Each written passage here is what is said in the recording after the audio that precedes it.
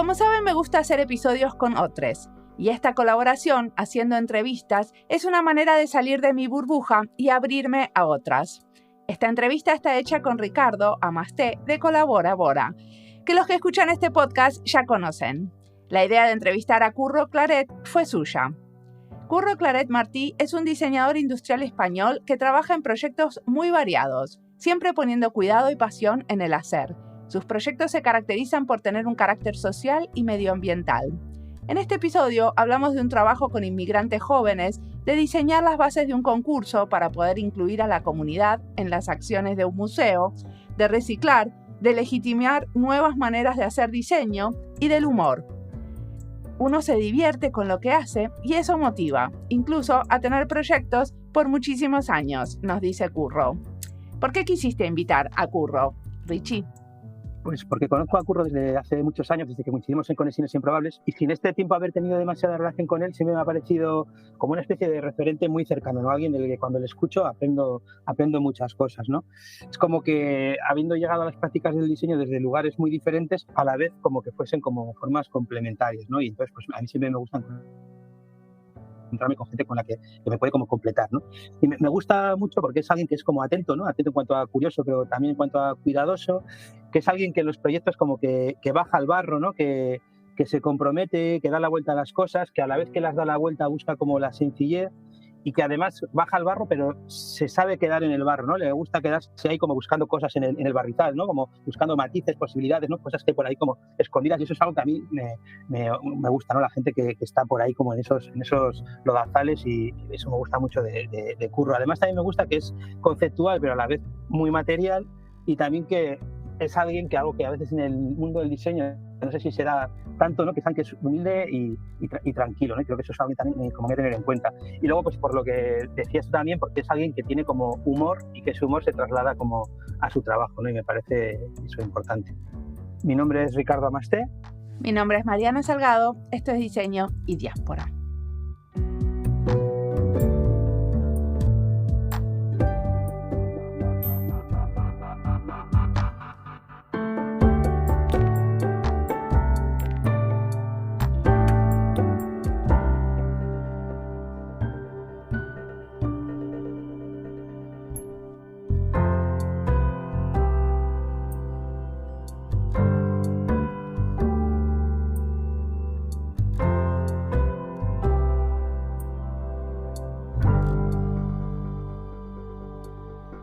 Muy buenas, me llamo Curro Claret Martí, vivo en Barcelona y yo estoy en esto, supongo, del diseño, de alguna manera. ¿Y qué estudiaste? ¿Estudiaste diseño? Sí, estudié diseño industrial, primero aquí en Barcelona, luego un poquito más fuera en Londres. ¿Por qué más fuera? ¿Terminaste tus estudios en Londres o fuiste a hacer una maestría, una de esas cosas? Sí, un posgrado.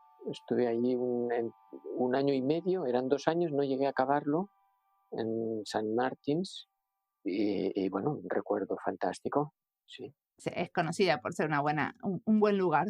Sí, era más conocida el Royal College, era como la guay, pero St. Martins sí, esos también se lo ocurran, sí. Y haces un montón de cosas. No sé por dónde querés empezar a contarnos sobre todo lo que hiciste y haces. ¿Por dónde te parece mejor empezar? Bueno, mira, quizás una manera es, ahí hay una parte grande de la práctica que tiene que ver con el trabajo directo con otras personas, ¿no? Con procesos en los que se invita bueno, pues participan otras personas. Y desde luego esos momentos en los que compartimos con otras personas en situación a veces más complicada, a veces no tanto, pero esos momentos de juntarse para hacer algo juntos, mucho en formato taller, con las manos, el cortando, manipulando materiales. Yo me reconozco que esos momentos son especialmente los que te hacen vibrar y te hacen sentir que estás participando en algo en lo que te reconoces, más allá de lo que pueda generar eso, ¿no? Porque es muy difícil, siempre hay esa voluntad de medir, ¿no? Desde fuera siempre pero ¿cómo medís los impactos? Todo eso es muy difícil, me cuesta mucho, pero por eso en esos momentos es donde a mí al final te reconoces decir, pues sí, yo quiero estar ahí en esos momentos. Eso es como lo más, por lo menos para mí es lo más placentero de nuestra práctica como diseñadores, ¿no? Esto de pensar juntos haciendo muchas veces, que no necesariamente, no sé, en mi caso es dibujando a veces, ¿no? Pero a veces no, a veces es solo pensando. Sí, además, por supuesto que todos tenemos opiniones de las cosas y los bares pues muchas veces cumplen esa función para compartir esas ideas y esos pensamientos. Pero el hacer, como tú dices, a partir de una cierta edad, parece que es algo que no es tan habitual, ¿no? A menos que alguien se encuentre en una necesidad, pues porque no le queda más remedio, eso ha ido como que parece que ese supuesto progreso, ¿no? Pues nos ha quitado esa parcela del hacer, ¿no? Y entonces, cuando alguien se pone a hacer, y sobre todo si no está tan habituado, de repente redescubre que, bueno, hay unos miedos, hay unas barreras, es algo que vamos ahí alejando, evitando, pero pasan unas cosas que van mucho más allá de esa cuestión de resolver una problemática puramente funcional. Bueno, ¿querés contarnos últimamente en qué estuviste trabajando con otros? Sí, pues mira, precisamente ahora hay varias cosas en marcha que tienen que ver con eso, ¿no? Con formatos muy pequeños en los que estamos, pues eso, utilizando las manos para hacer cosas. Eso, pues justo ahora estamos con un grupo de jóvenes migrantes y con ellos estamos vamos a intervenir en una competición deportiva generando unos elementos, ¿no? Para esa competición y esos elementos tienen la voluntad de hablar, de decir algunas cosas sobre el recorrido de estas personas, ¿no? Espera, que lo quiero entender. O sea, la idea es que estos inmigrantes van a competir, van a correr, por ejemplo. Bueno, algunos de ellos van a participar en una competición deportiva, pero nosotros vamos a generar una serie de elementos, sí, que van a formar parte de esa competición deportiva, una serie de obstáculos, sí. De obstáculos, pero ¿los obstáculos van a ser para todos o solo para los inmigrantes? No, claro, todos los que participan en esa competición van a tener se van a encontrar con esos elementos. O sea, se trata de, como tú dices, un formato tipo carrera en el que van a aparecer unos obstáculos y esos obstáculos, más allá de ser un elemento puramente geométrico, un volumen, pues tiene ya una vocación de ilustrar algo más, ¿no? Y de comunicar, de ser reconocible, de transmitir algo más. Y ese algo más, pues tiene que ver con la vida de estas personas y con cómo han llegado hasta aquí. O sea, la idea es como un poco de interacción entre los españoles y los recién llegados. Puedes decirlo así, sí. O sea, como tiene que ver con la integración, ¿no? Me imagino. Yo, sabes que trabajo con temas de inmigración, por eso me Sí, interesa sí. especialmente. Vale, sí. Sí, tiene que ver, exacto, bueno, con ayudar a cuestionarnos y a ver las cosas de otra manera. Supongo que muchos de esos proyectos tienen esa ambición de ayudarnos a cuestionar nuestra perspectiva y también asumen, pues que al final unas limitaciones, ¿no?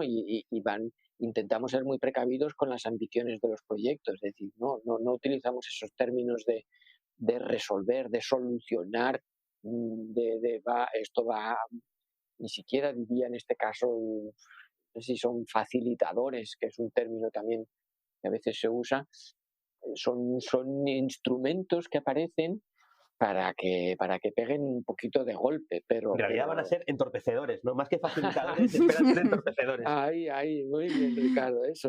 Sí. Ese me gusta, me parece un término muy bien encontrado. Bueno, pero también tiene, o sea, ustedes están haciendo una intervención en una competencia deportiva que de por sí no es un lugar donde normalmente haya intervenciones artísticas, ¿no? O sea, es un Sí, ámbito, sí. la idea es hacer una intervención y de alguna manera ponerse el diálogo con algún tipo de público que normalmente no llega a este tipo de intervenciones un poco artísticas, diría. Sí, sí, supongo que entiendo que el corredor que participa en esas competiciones pues no espera ese tipo de intervenciones. Perfecto. Eso me pareció súper interesante, ese proyecto. ¿Y eso está encargado o por alguien? ¿De dónde viene la idea? Pues eso es la organización, la historia en detalle no os la sé decir, pero sí, esa organización del evento deportivo se ha puesto en contacto con una fundación que trabaja, acompaña a estas personas y ellos han lanzado esa invitación de plantear pues un tipo de elementos que pueda hacer ese papel. Y entonces, pues esa organización es la que me ha invitado a mí, la organización que está con los jóvenes, la que me ha invitado a acompañarles en ese proceso. Vos tenés varios de estos trabajos eh, que tienen de alguna manera una dimensión política o relacionada a la sostenibilidad o relacionada que tienen como alguna crítica social, ¿cierto? O sea, no es Sí, casualidad que te llaman a vos. exacto, sí, sí, ahí es un camino en el que he estado ahí haciendo cosas, sí. Pero habitualmente, por ejemplo, tú, curros y trabajas mucho con entidades sociales, ¿no? Que son las que de alguna manera ponen en contacto a esas personas que se encuentran en situación, vamos a decir, de vulnerabilidad o de exclusión, ¿no? Y de alguna manera a mí una cosa que me gusta de tu trabajo es que sí que esa idea de juntar o recuperar que a veces que haces como, digamos, diseñador industrial, como con materiales físicos, también se hace a la vez como con personas, ¿no? Y se junta un poco la parte material y la parte humana y los dispositivos que tú activas como diseñador. A mí me gusta mucho ese que nunca sé cómo se llama, ¿no? La pieza esa con la que se construyen las sillas, las mesas, y que al final lo único que hace es como ser como un dispositivo que ayuda a unir piezas diferentes, ¿no? Creo que ahí es un proyecto que es muy metafórico de tu forma de hacer, acompañar, diseñar, ¿no? Sí, sí, me gusta ahí, claro, Ricardo, tú porque tienes esa facilidad con las palabras y armar las ideas y me parece muy bonito cómo lo describes y en ese sentido, la verdad es que hay muchos elementos que no controlamos, ¿no? Intencionadamente y tengo sensación que es el proyecto que nace en el 2010, ya lleva ahí un tiempo, y han ido pasando cosas que para nada estaban planeadas originariamente, ¿no? Y entonces nos ha permitido eso, a veces lo referimos como un conector en el sentido más material, como comentas, de esa tradición, digamos, bricolera o de ferretería, ¿no? Esos utillajes que que facilitan el trabajo del que hace cosas y no tiene un conocimiento profundo, ni una habilidad, ni unas herramientas específicas, pero eso va más allá, ¿no? Y esa voluntad de relacionar entornos, situaciones, circunstancias que no se estaban conectando, pues eso es de los ingredientes que más me atraen, ¿no? Como proyecto este que comentábamos ahora, ¿no? De que a veces son aquello que se acaba generando en realidad quizás no es tan singular, pero el recorrido que hacemos, pues ahí sí que hay esa ambición de juntar unos ingredientes que no se juntan tan habitualmente, ¿no? Pero desde luego asumiendo que no vamos a controlar muchas cosas, que no conocemos tampoco el alcance ni lo que eso va a implicar y que es mucho esta cosa de laboratorio, de experimento, de vamos a probar. Y por eso también en ese sentido me tranquiliza que son formatos muy pequeños, no suelen implicar a tantísima gente e intentamos ir con cuidado. Y por eso también ahí siempre suele aparecer alguna organización con experiencia en el trabajo con estos colectivos que nos ayuda a adelantarnos y a tener la precaución de que no metamos la mano y que no y nos vayamos en direcciones a veces que vayan en nuestra contra o que no caigamos en eso que a veces se llama en el buenismo, ¿no? En las buenas intenciones, pero que acabas tocando cosas que igual provocan lo contrario. Ujú, ujú. ¿Querés contarnos otro ejemplo de alguno de estos proyectos que no hayan hecho nada maravilloso, pero que el proceso fue interesante? Mira, por ejemplo, hicimos uno en un pequeño centro de arte en el sur de Francia. La Cuisine es un centro de arte que se fija desde el arte, pero en todo lo que tiene que ver con la alimentación. Y ellos me invitaron para diseñar la mascota del museo, ¿no? Del centro. Y entonces la mascota, o sea, entendiendo pues ese elemento simbólico que intenta comunicar algunos valores de ese centro, pues ahí lo que generamos fue una estrategia, un formato tipo concurso, diseñamos las bases de un concurso para que cada 2 años ese concurso popular en la población, eso está en una pequeña población en Negrepelis, pues que con los ciudadanos que les apeteciese participar en el concurso, se generase esa mascota, ¿no? Digamos un poco la cosa era que la mascota gira en torno a esa alimentación, a la gastronomía, a partir de una temática pues que se va recambiando, pero en el fondo digamos que lo que pretende es que eso desencadene una serie de acciones, de eventos. El proyecto ganador pues se va a ver implicado en que los vernissages de ese centro de arte durante esos 2 años pues los canapés van a tener que ver con eso ganador, ¿no? Con esa mascota ganadora. Los autores de la mascota ganadora van a ir a todas las escuelas del pueblo a enseñar a los niños cómo se hace aquello que se haya hecho. Van a participar en los mercados de la región. Es decir, en el fondo es un desencadenante o es un catalizador o sí, es un instrumento que da pie a que pasen una serie de otras cosas, ¿no? La cosa en sí, digamos, aquello diseñado, aquella mascota, por ejemplo, un año si fue una mascota, una mermelada de ciruelas, pues en realidad la mermelada, por supuesto que tiene que estar buena, no tiene que ser ahí algo chunguillo, pero bueno, como lo han hecho las abuelas, pobres abuelas, pues nos la comemos. O sea, hay que responder con un nivel alto de una exigencia, es un museo de arte y hay que hacer algo guapo. Pero más allá de esa compota pasan una serie de cosas, ¿no? Y esas cosas que pasan pues son las que tienen que tener valor también, para mí tienen que tener un valor, no sé si más, pero por lo menos igual a la compota en sí, ¿no? Y supongo que una de las cosas que tuvieron en cuenta es cómo hacer para que esas bases de ese concurso permitan a diferentes personas presentarse, ¿no? Que no siempre sean las abuelas, que un año sean las abuelas y otro año sean los niños y otro año otro grupo. Claro, claro, como dices tú, digamos que sí que claro, la clave un poco está ahí, hay una primera parte en definir unas bases que definan aquellos objetivos que estamos buscando, ¿no? No, cocineras profesionales no son bienvenidas, ¿no? Porque se trata de reconocer la acción, digamos, popular y otra vez ese espíritu un poco bricoler, innato, ¿no? Cualquiera se puede poner en la cocina a hacer cosas, el éxito de eso es diferente, pero sí que es muy importante qué aspectos ponemos en énfasis, cómo hacemos que eso pueda ser accesible, atractivo y que obviamente y que hay un jurado después pues con rigor y que va a estar atento a fijarse en lo que se tiene que fijar y a exigir pues que el resultado cumpla a todos esos distintos requisitos. Sí, como armar los criterios. Exacto, ¿no? Ahora, dicho todo eso, ese es un proyecto que ya tiene unos años y sí, debo decir que lo que pasó es que cambiaron la dirección del centro de arte y el director que entró después, pues no le interesó tanto el proyecto y el proyecto después de unos años, pues se acabó, ¿no?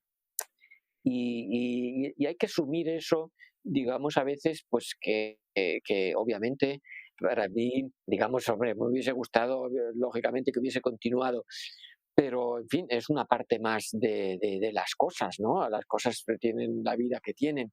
A veces sí te preguntas, ostras, ¿por qué no le interesó tanto porque era obviamente esos proyectos exigen un esfuerzo añadido, ¿no?, a la organización. Es decir, no es que ya tienes el cacharro y ya está, no, te lo has de currar. Y a veces hay ese riesgo. Yo interpreto que a veces hay el peligro de que exigimos más de lo que esa organización está dispuesta o puede, ¿no? Igual le interesaba el proyecto, pero no tenía capacidad de asumirlo en condiciones. Entonces, a veces ahí fallamos en lo que parecería más secundario, ¿no? Y entonces ahí es una responsabilidad nuestra saber medir los esfuerzos que implica cada una de esas propuestas. Tus proyectos muchas veces, en realidad, yo creo que sí que son retadores, vamos a decir, para el quien hace el encargo, ¿no? O sea, que pensando como en esa idea de fotógrafos que hacen bodas y comuniones, tú has trabajado mucho, por ejemplo, haciendo sillas y trofeos, ¿no? Que serían como, yo qué sé, dos elementos de estos típicos para hacer en clase de diseño industrial. Pero claro, tú eres un diseñador muy jodido que a la silla y a los trofeos le das como una vuelta que se lo devuelves al que lo ha pedido. Y claro, yo muchas veces no sé qué cara ponen, ¿no? O que si son capaces de asumir aquello que era su deseo, ¿no? Muchos de esos trofeos tienen mucho humor, ¿no? Sí, sí, hay una sensación que te queda a mí me sabe mal a veces decir, hostia, pero me estás complicando la vida, la estás liando. Intento que no sea eso, pero es muy difícil. No, claro, el proyecto nace con una ambición que muchas veces complica respecto a las referencias que alguien podría tener cuando hace un determinado encargo, ¿no? Y ahí otra vez, ¿no? A mí intento ir con cuidado ahí de que no se complique demasiado algo, pero muchas veces sí hay esa sensación que no hay cierta referencia o conciencia de que las cosas pueden llevar a veces mucho más trabajo del que parecía, ¿no? Y conectándolo ahí con Mariana, con ese apunte que tú comentas del humor, me gustaría pensar que esa dimensión intenta pues facilitar y hacer más llevadera las cosas. Y pues sí, nos va a tocar trabajar más, nos tenemos que liar un poco más, pero bueno, eso no tiene que ser tan grave, ¿no? Y si lo llevamos de buena manera, pues las cosas sabemos que fluyen de otra forma. Yo me acuerdo que vi entre tus trabajos, decime si entendí mal, pero había un premio como un trofeo que consistía en un pedazo de alfombra enrollado. Sí, sí, efectivamente, sí, ahí recuerdas bien, ¿no? En ese caso eran unos trofeos para la Academia del Cine de aquí en Cataluña, y ese era un trofeo que se daba a, como le llaman, la ópera prima, ¿no? La primera obra que hace un director de cine. En ese caso, claro, cuando vemos los trofeos de cine, tenemos aquí los Goya, o tendréis vosotros ahí en Argentina otros, en fin, cada país tiene los suyos. Claro, ahí tenemos esa imagen de los premios de cine que dan, que afortunadamente reconocen el que pone el sonido, el que maquilla, el que ha escogido el casting, el que ha traído los bocadillos. O sea, ahí se intenta, ¿no? Es un ámbito que implica muchos profesionales. Pero claro, el que le dan al primero, al que hace la primera película, a ese solo le dan un premio, ¿no? Todos los que se la han currado igualmente, esos no, esos se quedan ahí sin. Entonces, había un poco ese interés de reconocer todos esos otros que han trabajado, ¿no? Pero hacerlo de manera que tú estás haciendo una invitación al director, ¿no? Porque era una moqueta, como tú dices, de una moqueta roja que habíamos cogido la noche del estreno, pues recortábamos en la moqueta donde pasaban los actores, recortábamos un trozo, lo envolvíamos en un aro donde ponía grabado el premiado, y añadíamos unas tijeras y unos pins, ¿no? De manera que se invitaba al director ganador si él consideraba repartir unos pedacitos entre los profesionales que quisiesen, ¿no? En ese sentido también, yo creo que antes lo has comentado tú, Ricardo, un poco que muchas veces no era tanto, no es que tú des una solución, tú das más una invitación y das más un reto a alguien, ¿no? ¿Qué te parece si crees que deberías considerar si, pero el otro es el que debe tomar esa decisión, ¿no? No me incomodaría cerrar mucho o decir, oye, haz esto, ¿no? Digo, haz esto, ¿y tú quién eres para decirme que haga yo esto, ¿no? Entonces, me atrae mucho más esa idea de provocarle a alguien una pregunta o incomodarle y, bueno, ¿y tú qué harías aquí, ¿no? ¿Cómo te lo tomas tú eso? también hay una parte, yo creo que con lo que decías de la moqueta, ¿no? Cogiendo otra parte del otro lado de la moqueta, ¿no? Esa idea de reutilizar cosas, ¿no? Creo que en tu trabajo también esa idea está como muy presente, ¿no? Si pienso pues, en cosas que he estado viendo, ¿no? En el frutero que se hace con la malla de naranjas, o en los apliques para convertir una lámpara en un aplique de pared, o en esta cosa para convertir las cajas en una especie de estanterías. Todo el rato son como pequeños gestos que tú incorporas en los que ya recuperas. Entonces, toda esa idea de recuperar, ¿no? Y de reciclar está también como todo el rato presente, ¿no? En coger lo cotidiano y ponerle con un pequeño gesto, darle otro uso o ponerlo en uso, ¿no? Es algo que haces mucho, ¿no? También. Sí, sí, en ese sentido también, como tú dices, Ricardo, hay una voluntad de entender que al final, ¿no? Como dicen ahí los físicos, la materia ni se crea ni desaparece, ¿no? Es una transformación constante. Y estimular y entender que nuestra vida transformamos unos recursos, claro, hay que facilitar, hay que estimular eso, ¿no? Y venimos también de una herencia de un sistema pues que transforma pero mata, ¿no? Y no invita a esa continuidad y a entender que las cosas hoy son algo y mañana serán otra cosa. Entonces, ese ciclo, esa especie de fluir y de transformación más o menos temporal, constante, pues desde luego para mí es un reto y es un estímulo y, y es algo que entiendo que también tiene mucho que ver con que al final en algunos proyectos lo hace uno mismo, pero me atrae la idea de que no, eso es una parte de la experiencia que pueda tener el usuario, ¿no? De implicar al usuario en esos procesos, facilitarle, eh, exigirle, digamos, un esfuerzo pequeño, accesible, pero que él, o sea, el reto de que uno ha puesto su mano, ¿no? Intuimos todas que ahí sabemos que hay más cosas, ¿no? Que el valor de eso, cuando uno ha metido la mano, ¿no? La tarta que tú has hecho no es la misma que de la pastelería, ¿no? Y quizás probablemente tendrá un sabor, no será tan fina, ¿no? No será más bruta, no tendrá ciertas sutilezas, pero en cambio te aportará otras cosas que no te aporta la de la pastelería, ¿no? Entonces, bueno, jugar, valorar y dimensionar estas cosas. En esta línea de cosas, uno de los objetos que me llamó la atención es esa tabla para cortar el pan que tiene unos agujeros donde caen las migas, y las migas son las que después utilizan los pajaritos para darle comer a los pajaritos, ¿no? Las migas van por un caño hasta el exterior de la casa donde se puede dar de comer a los pajaritos. Y eso es algo que bueno, que se está pensando mucho últimamente en el diseño, esto de diseñar con lo no humano, ¿no? Diseñar pensando que no somos los únicos que nos podemos beneficiar de los objetos. Sí, ahí, mira, al hilo de lo que hablábamos ahora, de esa especie de fluir material. A ver, hablo con desconocimiento ahí, pero sí que esta idea de que la materialidad y los átomos, en el fondo, todo eso son partículas, ¿no? La percepción que tenemos de los límites, esa viene desde nuestro sistema de visión, pero en el fondo, ¿no? Aparentemente las cosas, esos son átomos que están ahí enganchados, separándose o moviéndose.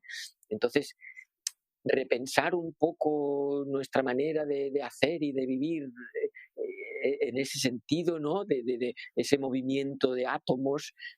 A ver, igual eso es una pájara ahora que me ha salido así, pero que no lo veo tan alejado a como tú describías ahora, ¿no? Esa cosa que no, las acciones tienen consecuencias, van más allá, ¿no? Y en este caso, fíjate además que no es, o sea, realmente no es que uno se invente las cosas, o sea, si es que son prácticas que existen, ¿no? Los abuelos les gusta ahí en el banco fuera con el bocadillo, les dan migas a los pájaros. O sea, hay cosas, muchas veces yo creo que nosotros nos fijamos en cosas y las llevamos de otra manera, pero, pero me gusta a mí me da miedo proponer cosas que solo me interesen a mí o que salgan ahí de tus puras paranoias, ¿no? Entonces, al final nuestra atención y nuestra mirada sobre cómo funcionan las cosas, pues nos nutrimos y muchas veces nuestra profesión no es más que hacer ajustes, hacer pasos sobre esas realidades que ya existen.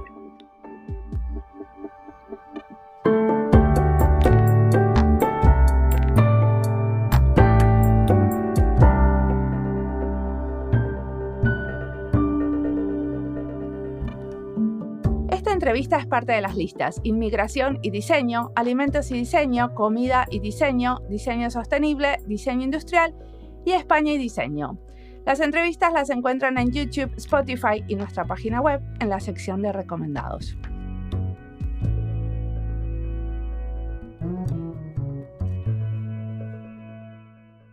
Uno de los temas que sale en esta entrevista es esto de lograr encontrar clientes que tengan una visión abierta de las cosas, que permitan una exploración creativa y que no estén esperando de nosotras algo ya casi preconcebido. Clientes que nos llamen para investigar en conjunto. ¿Cómo se logra eso? Supongo que la cooperativa donde trabajás, en Colaborabora, también tienen clientes así, que si los eligen es porque saben de cómo es su hacer y tienen ganas de contratar diseñadores con alma disruptiva. Bueno, en gran medida, nosotros más que tener o buscar clientes, lo que hacemos es formar parte como de ecosistemas y redes, ¿no? En las que vas como estableciendo relaciones, se van generando confianzas y luego también como que van ahí como coproduciéndose, surgiendo posibilidades y necesidades. Y al final nosotras lo que estamos ahí, como formamos parte de esos contextos de manera activa, pues al final lo que podemos es ayudar, ¿no? A que esas necesidades, a implementarlas, a diseñarlas, a que salgan adelante, ¿no? Y es muchas veces la manera que tenemos de trabajar. Al final también se trata como de, bueno, el tiempo, digamos, que dispones para trabajar, pues elegir con quién te gustaría invertirlo, ¿no? Al final facturar es un medio y no un fin, ¿no? Y luego, pues bueno, también lo que buscamos es ir profundizando en relaciones que ya tenemos establecidas. Funciona mucho, la verdad, el boca a boca que te abre como a nuevas relaciones. También como un poco como ligar, ¿no? Es como dejarte ver en lugares donde hay gente con la que te gustaría hacer cosas, ¿no? Y luego también otra cosa que para nosotros es importante es como ser honestas y transparentes con el qué y cómo hacemos, ¿no? Para que así las expectativas con alguien que quiere hacer cosas contigo, como que puedan estar como más claras, ¿no?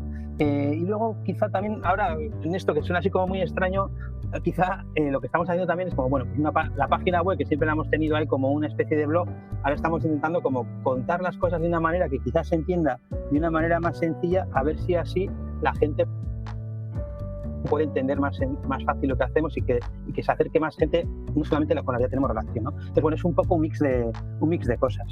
Sigamos ahora escuchando a Curro, que tiene mucho más para contarnos.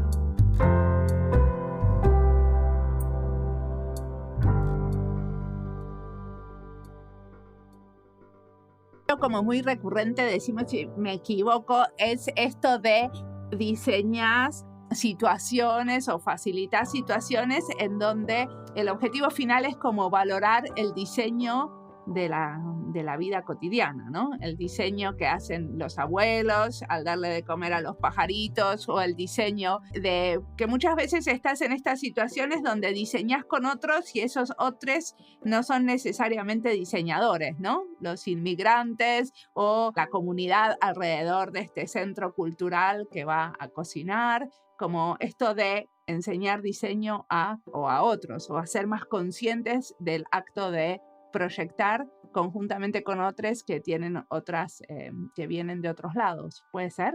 Sí, me parece un tema clave ahí que pones como en el fondo, ya, sí hay muchos diseñadores ahí maravillosos, fantásticos, pero desde luego a mí me atrae esa idea de recuperar esa dimensión humana del hacer, ¿no? Y de que eso es innato a cualquier individuo que aparece en la Tierra, que es esa recurrencia de si es que los niños todas disfrutan ahí haciéndose sus movidas y sus mundos. Entonces, que eso se deteriora, se pierde y nos aparecen miedos y muros para hacer según qué, y entonces aparece un sistema que produce cosas sofisticadas, elaboradas, y todavía nos coge más vergüenza de, no, es que yo no me sale bien, yo esto no lo sé hacer, ¿no? La gente cuando hace un dibujito se excusa, y yo es que no me queda bonito, ¿eh? Y esas barreras no veo o sea, que es un reto permanente, ¿no? Para mí, y sin duda cualquier oportunidad de entender que obviamente no nos va a salir tan bien como el pastelero, y no necesitamos ser pasteleros, por supuesto que no hace falta, nos saldrán otras cosas con otros valores, ¿no? Y ahí yo creo que no, y no las tenemos que disimular, no tenemos que intentar compararnos con ese ejercicio profesional y elaborado que hace alguien pues que lleva toda la vida con eso, ¿no? Entender que tenemos otros espacios ahí que nos aportan otras cosas, y que eso no nos dé miedo, o que eso precisamente cuestione esa realidad, digamos, que genera un sistema como el que vivimos, ¿no? Bueno, pues que genera unas cosas, pero no otras, ¿no? O pisotea otras directamente, ¿no? Entonces, para mí supongo que también hay en esas prácticas, hay el interés por explorar unos haceres que desafíen a unos que se nos imponen, o que sin querer pues nos hacen que nuestra mochila o va por un camino, parece, o lo otro pues no es tan guay, ¿no? No, quería, las personas que participan, ¿no? ¿Cómo lo viven, ¿no? Curro, por ejemplo, cuando trabajas con la Fundación Arrels, ¿no? Las personas que normalmente son personas que entiendo que están en una situación de vulnerabilidad alta, ¿no? Que además habrán vivido procesos en los que se han visto como desvalorizadas. ¿De qué forma ves que participan? ¿Qué sienten? ¿Qué viven? ¿De qué manera habitan el participar en el proyecto? Es un reto siempre, y a mí siempre me da mucha cosa, ¿no? Porque entiendo que si no es alguien que voluntariamente expresa el deseo de hacer cosas, pues como le pasará a cualquier humano, ¿no? Si nos dan una guitarra de repente, hostia, pues no sé si es que no me sale nada, y no sé si me apetece tocar algo. Es un misterio.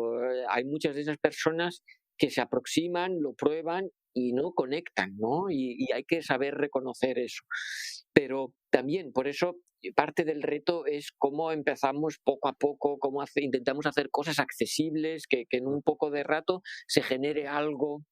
Y claro, todos llevamos nuestra mochila, ¿no? Cuando decíamos lo de Arrels, del trabajo con el taller, con la fundación, con estas personas, muchas veces ese trabajo que hacemos, que tiene un aspecto a veces un poco rudo, bruto, de muy directo, de coger materiales y ensamblarlos, pues a veces sí que nos pasaba claro, desde una perspectiva, digamos, de diseñadora, nos pueden atraer ciertas estéticas o más brutalistas, pero en cambio desde otros sectores ellos lo ven, tío, que esto es un trozo de maderón de la calle, y lo que precisamente quieren esas personas es normalizar. O sea, yo lo que quiero es un taburete de IKEA, no esta cosa rara que estamos haciendo aquí.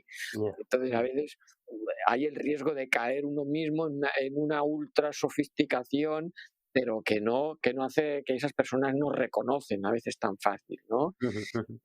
También yo creo que intentamos separar, no es un trabajo artístico en el sentido de puramente de expresión, de una especie de sensibilidad por el hacer, ¿no? Eh, la excusa de la utilidad y de la función, ¿no? Es un taburete y alguien se tiene que sentar y tiene que cumplir con garantías esa función.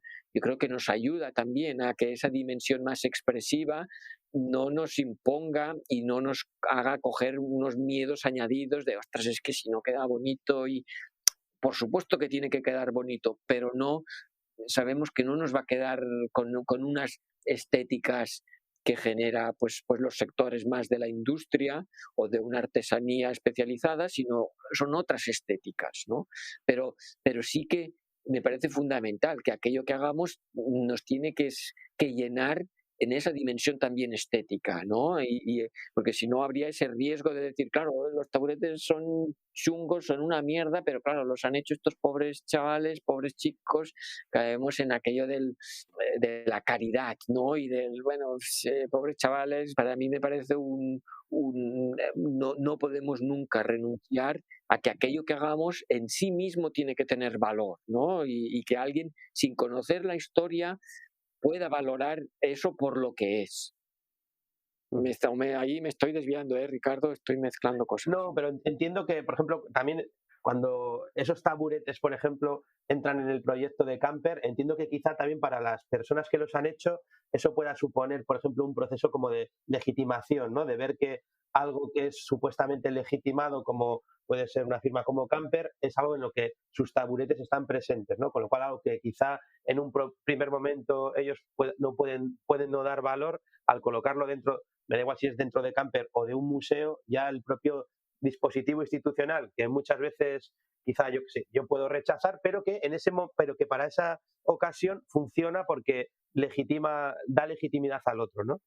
¿Funciona de esa manera un poco? Sí, yo creo que ahí me parece muy importante también ese punto, en la medida en que nos ha pasado, y al principio nos pasó mucho, ¿no? Hacíamos esos taburetes que daban allí en el almacén, amontonados, no era muy claro aquello, el valor de lo que hacíamos. Lo llevamos primero a una galería así como muy guapa, Stein de la Mota, y claro, y ellos el día de la inauguración, ver que unas personas así vestidas guay se los miraban, se interesaban y estaban junto con otras piezas que habían hecho artistas y otra gente, pues de repente eso como que, wow, nosotros estamos aquí haciendo esto y no solo es una extraña historia rara nuestra, sino que hay otras personas que lo están valorando, lo están reconociendo. Son personas, son a veces empresas, a veces instituciones, pero son otros los que, como tú comentabas, legitiman o nos dan un reconocimiento de que aquello tiene un valor, ¿no? Y eso, sí, con el tiempo yo igual seguro, al principio no era consciente, pero luego vi que para muchas personas hay esos momentos que pueden ser muy importantes, ¿no? Sobre todo alguien que está, digamos, fuera y tampoco yo me atrevería a decir si la aspiración es ser, bueno, yo qué sé, no, ahora cogía una historia que me liaba yo mismo. Pero decime una cosa, ¿cuál es la historia detrás de estos banquitos? ¿Quiénes estaban haciendo estos banquitos? Hemos estado haciéndolo con muchos grupos, pero empezamos y con uno de los que continuamos haciéndolo es con Arrels Fundació. Es una fundación aquí en Barcelona que acompaña a personas que han estado viviendo en la calle, ¿no? Entonces, con ellos había un proceso también de recoger unos materiales de la calle, de transformarlos y de generar unos objetos con un uso determinado, pero reintroducirlos, digamos, en una cadena de uso y a veces de mercado también. Perfecto. ¿Y eso lo fueron haciendo durante mucho tiempo? Sí, eso, de hecho, os comentaba antes, empezamos en el 2010 con este proyecto en concreto de la pieza metálica con la que trabajamos estos elementos de mobiliario. Todavía continuamos de una manera intermitente, ¿no? Pero que ese trabajo se continúa haciendo y incluso exploramos ahí también nuevas aplicaciones. O sea, también yo entendería que hay momentos en los que alguien se desengancha o que hay un riesgo de agotar ciertas estrategias y ciertos mecanismos, pero que con eso continuamos, ¿no? Y entonces, bueno, sí, no, iba también a liar en algo que no hace falta. Perfecto. ¿Qué cosas te inspiran a vos que estás leyendo, mirando? ¿Qué querés recomendarle a la gente? Claro, ahí yo supongo que como cualquier entrevistado, la mayoría que hagáis, cualquiera de nosotras o de los que ahora puedan estar escuchando, al final, obviamente, es un mix de cosas muy diversas, ¿no? Sí hay un interés evidente por mi parte por lo que pasa en la calle directamente, ¿no? Por cómo alguien en las situaciones muchas veces más extremas, pues se ve empujado a hacer para sobrevivir, y ahí hay un interés muy claro en esas situaciones, pero claro, al mismo tiempo eso convive con intereses, pues mira, ahora que, porque coincide, hay el festival aquí en Barcelona, justo ahora, el Grec, y que es un festival de teatro, de danza, de música, ¿no? Y siempre me gusta ahí estar atento. Ahora viene, por ejemplo, el niño de Elche, ¿no? Es muy fan de este personaje ahí que se mete en todas partes, ¿no? Que no se corta. Perdóname, ¿qué es Y el niño del Elche? el niño, la pregunta es buena, ¿qué es el niño de Elche? Porque no, parece un músico, ¿no? Pero él es mucho más allá. Yo creo que es un trovador, ¿no? Es un personaje que utiliza la música en el sentido más extremo, ¿no? Y más amplio. Hay otro personaje que me gusta mucho también, Rodrigo Cuevas, que está también, ¿no? Ellos están cogiendo estos últimos años, están conectando, digamos así, de manera muy popular, ¿no? Y bueno, el niño del Che también canta ya con Rosalía y con personajes o sea, ya muy, muy mainstream, pero aún así tiene una dimensión muy, muy personal, ¿no? O sea, desde la música ellos mezclan también raíces a veces muy populares, pero juegan y les dan la vuelta. Y en ese sentido, por ejemplo, hay un coreógrafo belga, Jérôme Bell, ¿no? Que también lleva la danza con colectivos y utiliza gente que se ha acercado nunca a la danza para sacar belleza, para sacar ahí chicha, ¿no? Sí, si tienes que ir a buscar referencias, no sé, a mí, por ejemplo, gastronómicas, hay un proyecto maravilloso, no sé si lo conoces tú, Ricardo, aquí que se llama Los Arrugats, ¿no? Es una palabra en catalán, arrugados, que están bien, son unas galletas que hace una fundación que trabajan personas pues que tienen algunas diferencias intelectuales, y con ellos intentaban hacer lo que aquí llamamos una neula, ¿no? Que es como un barquillo de galleta que den Navidad. Pues intentaron hacerlo, no les salía bien, les salía un churro, y al final lo que ellos hacen, venden esos churros, venden una cosa que es como arrugado, como un moco, casi una bola extraña. Y, y a mí me gusta mucho ese proyecto porque, fíjate, no es que, o sea, ellos asumieron en un momento dado, no vamos a ser capaces de hacer lo que hace un buen pastelero, que es una neula, que es un cilindro de galleta, como un puro envuelto. Eso hay que tener una habilidad para hacer eso. Si no la tienes, pues puedes hacer otras cosas. Y ellos han descubierto otra cosa con esa misma masa que está súper bueno, que de hecho tiene algunas virtudes para mí que superan el original, la neula original, porque la neula original la comes, se te esparce, se te cae allí. Cuando abres el paquete, muchas ya se vienen estropeadas porque por eso no aguanta el transporte. O sea, tiene muchas virtudes, ¿no? Y allí asumir allí esas limitaciones donde te mueves y poder generar valor desde esas limitaciones para hacer otra cosa distinta, me parece ahí una lección maravillosa. Tiene así contado, es como que tiene mucho que ver con tu forma de trabajar, ¿no? Con esa especie de trabajar con los límites, con el error, con lo que es lo cotidiano, los límites de lo que se puede, de lo posible y lo deseable, ¿no? La verdad es que como metáfora está muy bien y además parece que está sabrosa. Muy recomendable, si podéis ahí. Y alguna referencia, decías al principio, ¿no? Yo me dedico a esto que tiene que ver con el diseño. A mí sí que una cosa que me gusta mucho de ti es que trabajando desde cosas como pequeñas, humildes, como con ese hacer poco, a la vez no pierdes el objetivo ese como de abordar como los desajustes del sistema o de tratar de intervenir en cosas que no están bien resueltas, ¿no? O sea, es como sin ponerte unos objetivos ahí grandilocuentes, ¿no? Y estar siempre como muy pegado a la tierra, sí que no pierdes ese horizonte de que puedan ser cosas que sean transformadoras, ¿no? Si tuviésemos que pensar en algún referente en el diseño en el que fijarnos que tenga que ver con esto, ¿dónde podríamos mirar? Sí, claro, a mí desde luego, en el ámbito del diseño hay un personaje fundamental, ¿no? Y que estos últimos años además ha vuelto de mucha actualidad, que es, bueno, hay dos personajes, claro, hay uno ideológicamente, Papanek, él es un diseñador y también divulgadora, yo diría, o es un personaje también muy controvertido en su momento, muy incómodo y muy directo ahí, muy crítico, pero digamos también en paralelo a él yo pondría a Enzo Mari como alguien más del sector del diseño, entre comillas, de la industria más o menos convencional, pero no en el sentido peyorativo, sino del diseñador trabajando para la producción, pero él también hizo algunos gestos muy críticos y tiene una colección pues de autopresentaciones, ¿no? Toda una que es un manifiesto, es un proyecto sobre todo desde este sector del diseño más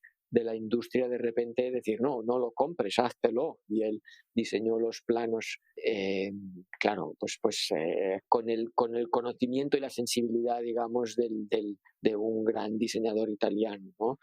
Y a mí también, en paralelo, igualmente diría, hay una figura también de los años 90, sobre todo en Estados Unidos, Tibor Kalman. Él viene más de la comunicación, pero también muy crítico con el papel de las diseñadoras y muy intentando colarse en contextos muy, digamos, de diseño y con instituciones y organizaciones muy conocidas, y el tío intentaba por ahí meterse, ¿no?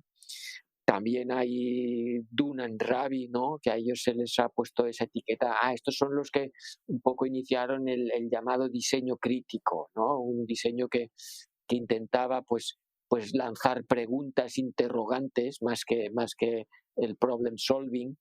Y esa dimensión yo creo que también, bueno, hemos visto estos últimos años cómo está ganando mucho interés, ¿no? Hay situaciones muy complejas donde las diseñadoras pues no vamos a poder hacer mucho, pero en cambio sí vamos a poder intentar ayudar a verlas de otra manera, a cuestionarlas y a un poco ahí aquello de poner el dedo en la llaga, ¿no? De fijarnos y de señalar cosas que no están funcionando y que requieren de un debate extenso, serio, profundo, que no se está produciendo quizás con la profundidad que debería. Perfecto. ¿Y en el futuro qué te gustaría hacer? Ya hiciste tantos proyectos tan diferentes. ¿Hay algún tipo de enfoque que le querés dar a tu práctica? Bueno, pues mira, supongo que sí, todas deberíamos saber un poco mirar hacia adelante, hacia dónde vamos. No sé si puedo ser muy claro, muy explícito. Desde luego, uno tiene que estar ahí, uno se tiene que divertir, ¿no? Eso es fundamental. O sea, no, si estás en esto es porque te diviertes, ¿no? Yo si estás en estos talleres es porque yo me lo paso bien. Y entonces entiendo que mientras me lo pase bien, como os decía, este proyecto que hacemos de los taburetes ya tiene 10 años. Quizás hay un día que uno se cansa de eso, pero de momento no, yo todavía me continúo divirtiendo con eso. Para mí continúa muy vigente ese trabajo con grupos, con colectivos, asumiendo que muchas veces eso es una escala pequeña, que a veces son procesos excesivamente rápidos, que uno no puede. eh, Me da miedo a veces que eso genera, antes os comentaba, esa estética tan directa, tan bruta, y a veces no podamos detenernos con más cuidado en ciertas cuestiones que desde ciertas perspectivas del diseño pues se miran, están mucho más en valor, ¿no? Es que si eso tiene que ser fino y tiene que estar ahí esta entrega de materiales, y si no, parece que aquello no entra en según qué ámbitos. Entonces, hay retos permanentes ahí, ¿no? Cómo aunar esos distintos intereses, cómo hacer que estas prácticas no se vean como algo a veces un poco residual o algo un poco fuera de, ¿no? Tengo sensación que muchas veces el diseño, entre comillas, las grandes plataformas del diseño reconocen unos caminos pero no otros, ¿no? Y ciertas prácticas no parece que no tienen espacio allí, no caben, ¿no? Entonces hay una tensión y hay una presión al mismo tiempo cuestionas y me gusta esa sensación a veces de incomodar y de que esas cosas, esas estéticas no entren tan fáciles, pero al mismo tiempo me sabe mal que sean tan deliberadamente a veces rechazadas, ¿no? Y que no tengan el lugar en ciertos sitios. Entonces hay como tensiones ahí, ¿no? También muchos interrogantes, por supuesto, ¿no? Porque tampoco estás fuera a veces con sensación, quieres tener un pie dentro, pero tampoco quieres participar de un sistema en el que no te reconoces del todo, ¿no? Y que ves muchos desajustes y que ves funcionamientos con los que no quieres convivir o no, o te cuesta ahí directamente negociar, ¿no? Entonces hay tensiones ahí que supongo que son las que también te mantienen ahí con el speed un poco, ¿no? Me siento muy reconocida en eso. Bueno, por eso yo llamo este podcast, por ejemplo, podcast de diseño social, como una manera de decir que esto no es diseño puramente comercial, no es diseño, que los que entrevistamos no son los diseñadores que están trabajando solo para vender más diseño. Hombre, ahí Ricardo, claro, eso es tu terreno un poco, ¿no? De cómo hay explorar y cuestionar, ¿no? Y apretar todas esas realidades. Sí, es un terreno muy amplio que ir habitando, lleno de arenas movedizas, así la gente moviendo. Pero bueno, es lo como tú dices, ¿no? Hay que, si te interesa y te logras divertir en medio de esos pedregales, ¿no? Pues hay trabajo para rato. Hay que encontrar la manera en cómo nos divertimos y también le damos al diseño, ¿no? Un costado un poco más comprometido con comunidades diferentes.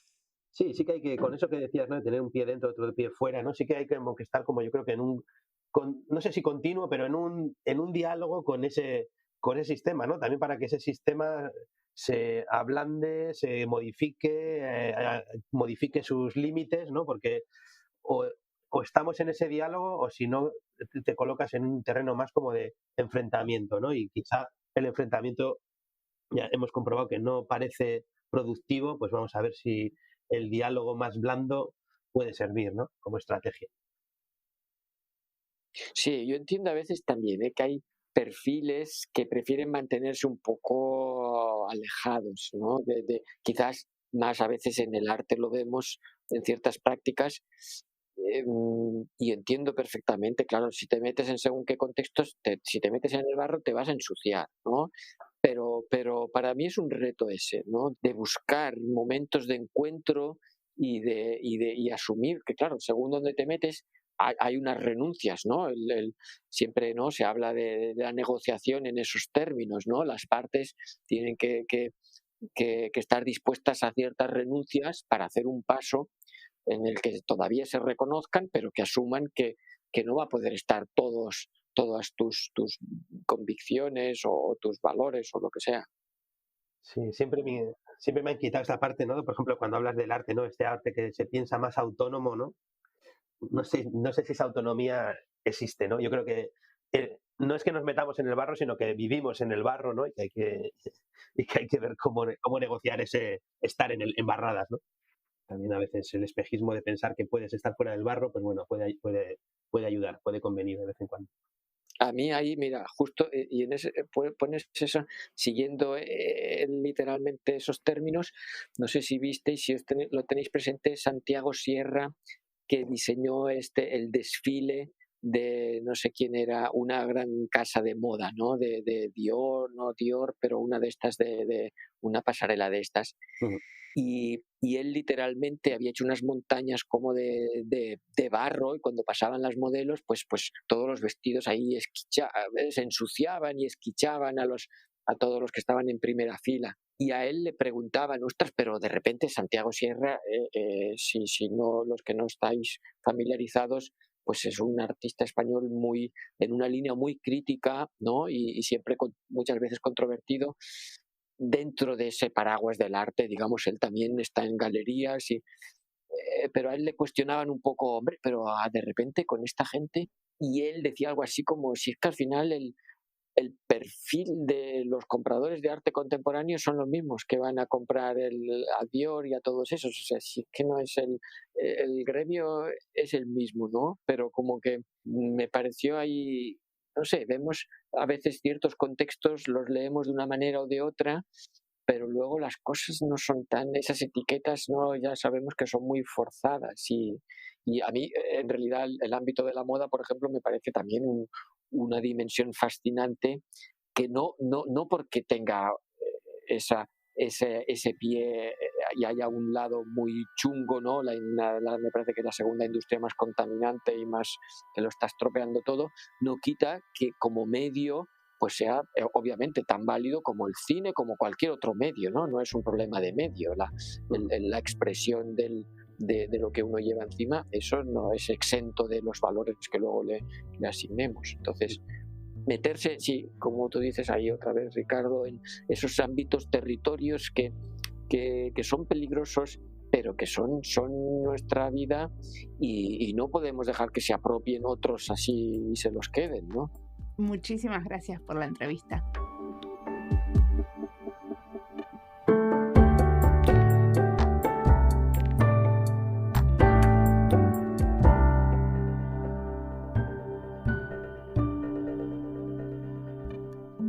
Al final de la entrevista, Curro saca el tema de los momentos de encuentro. Él dice que buscar momentos de encuentro es un reto y asumir que según dónde te metes hay una renuncia. Las partes tienen que estar dispuestas a las renuncias.